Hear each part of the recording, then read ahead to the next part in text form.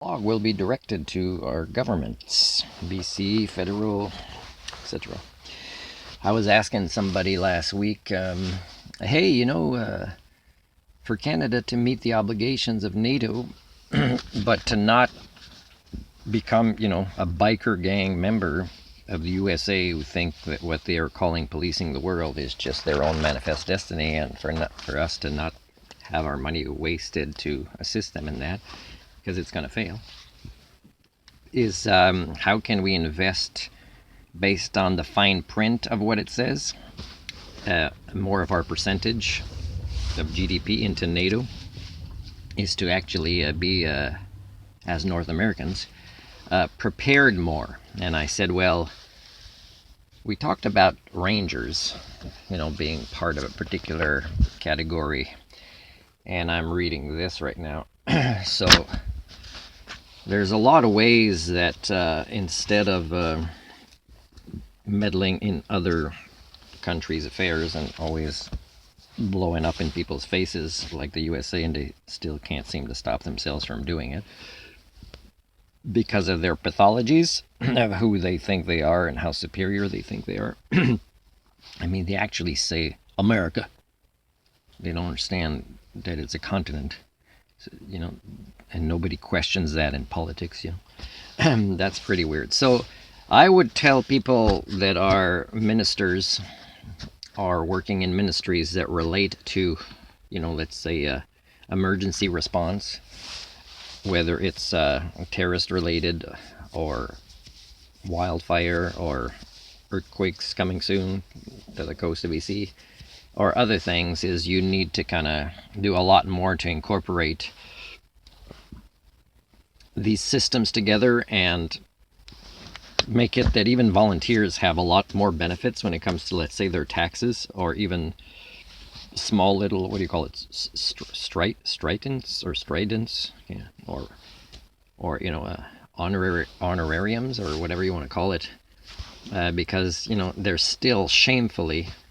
they might get discounts on buying equipment for themselves, which they can use on their own time, but it's still a huge expense for them, right? If they don't have a full-time job, and some of them aren't capitalists that will agree to play the monopoly game, which always creates victims and a greater divide in richer and poor, and even those who consider themselves richer are really poor, especially in their common sense when it comes to managing money, for example, or managing their assets or properties. They don't do a good job at it, and they say, well, you have to just be like me, and often they don't even work anymore. They just own stuff and boss people around, and the stuff they own is breaking down and it's nasty, and they don't even know how to accept help from people in win-win scenarios that would help them with their properties. So anyways, and maybe, and this is probably not included in the fine print, but maybe, with a lot of, like, what's happening in Jasper right now,